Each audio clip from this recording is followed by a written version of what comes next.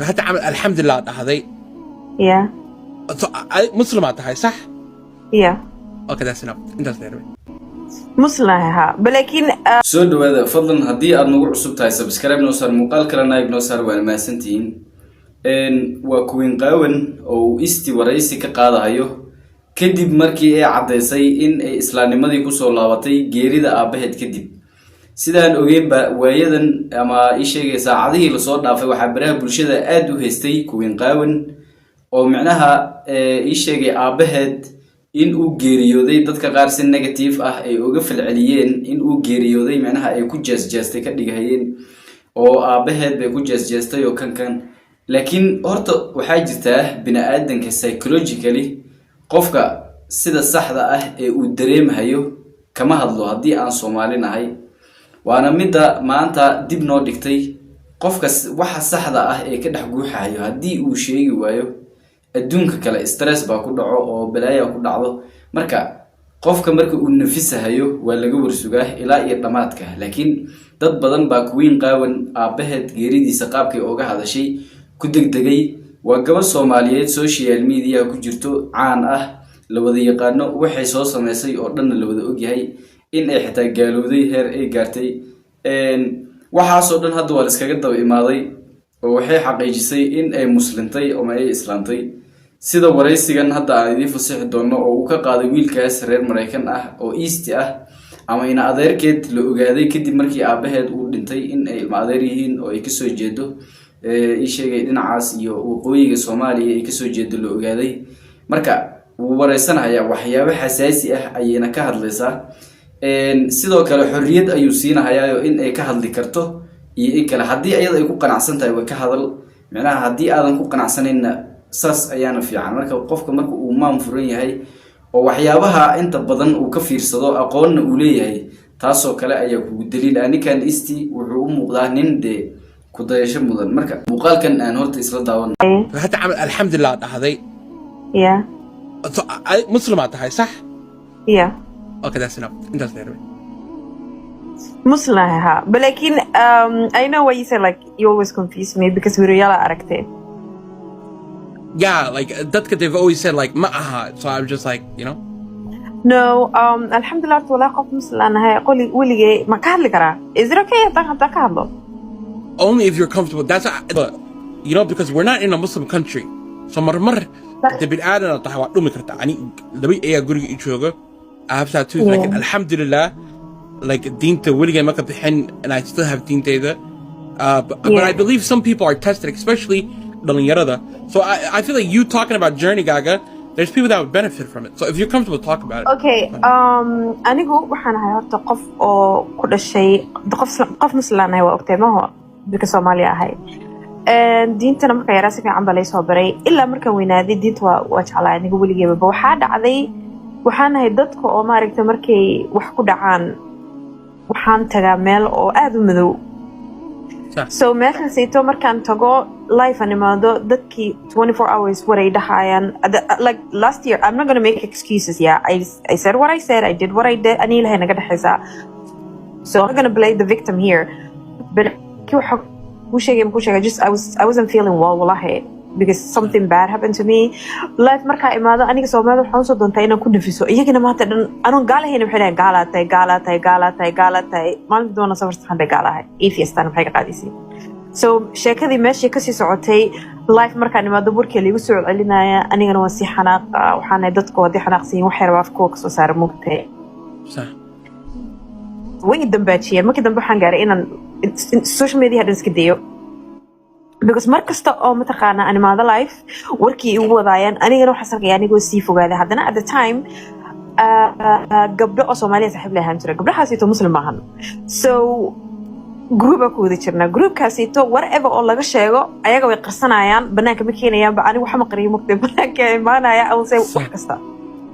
sometimes naftaada waa isku yaxiixdaa waa isku akhastooda mugtay aad ka sugan ka filanaysa inay ka suuroobaan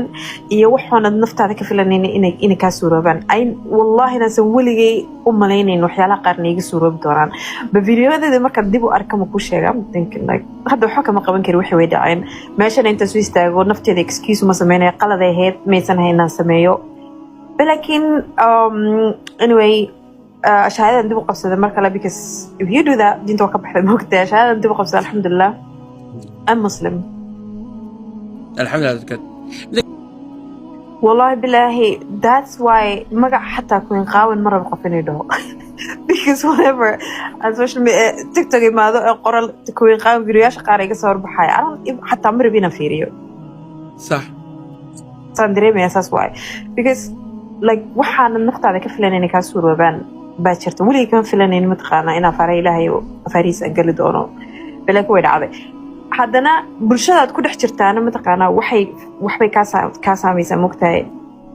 dadka aan la hadlay ayaan taasaytana wax weyn igu saameysay ayaga dhan wada blogray hadda qof bini aadan lama hadlo habar Allah ku rido in ka shay ku rido kuwaas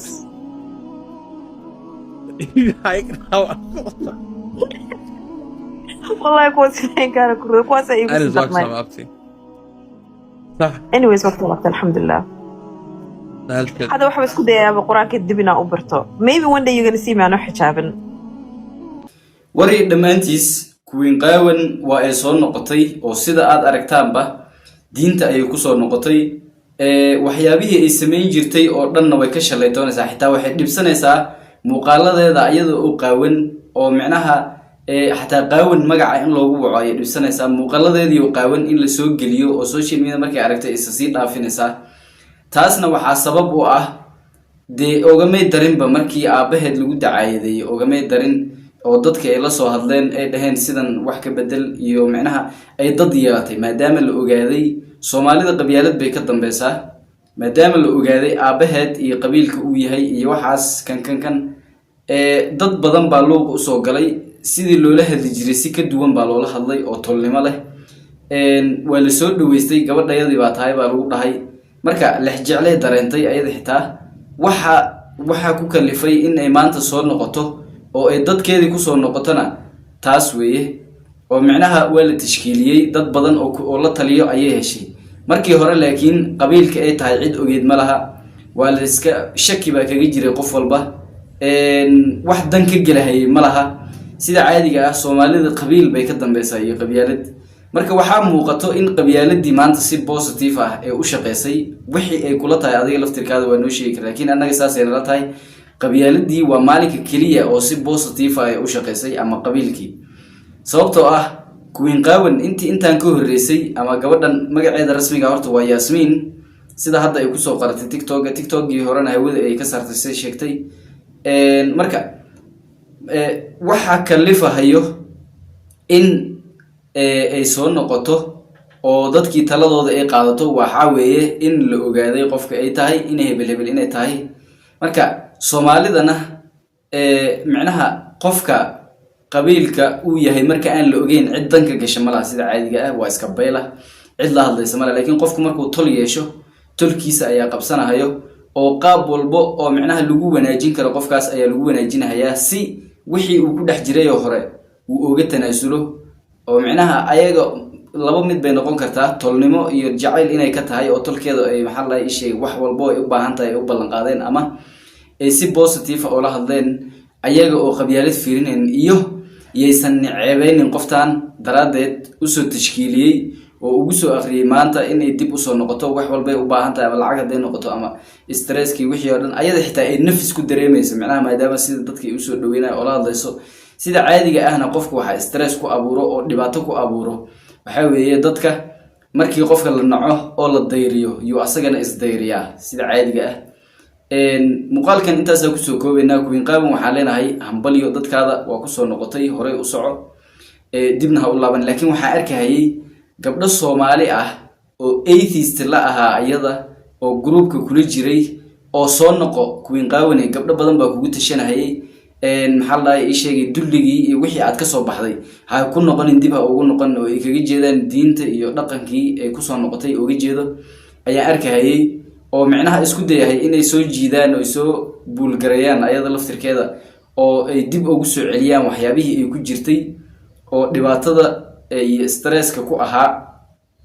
ishay dhibaatada iyo stresska ay u geysay qofka markii uu tol beelo ama isheegay tolkiisa ay qaban waayaan wax walba ayuu ku dhawaaqaa sida hadda ay afkeeda uga sheegaysaba marka gabdhahaas ayagana waxaan u rajeynayaa in tolkooda ay qabsadaan oo tolkooda ay la hadlaan oo sida Queen Qaawanba ii sheegayaana dhihina Yasmin sida loo soo ii sheegay tashkiiliyay oo loola hadlay ee wanaaga ku dheehan oo reerkooda ay u cishadeen oo reerkooda ay macnaha ooga qabteen xumaantii iyo waxyaabihii ay sameeynayay oo asha xumada ahaa iyo diinka bixi in ayagana sidaas la mid ah tolkooda ay qabsadaan laakiin waxa dhibaatada meesha ay ka jirto waxa weeye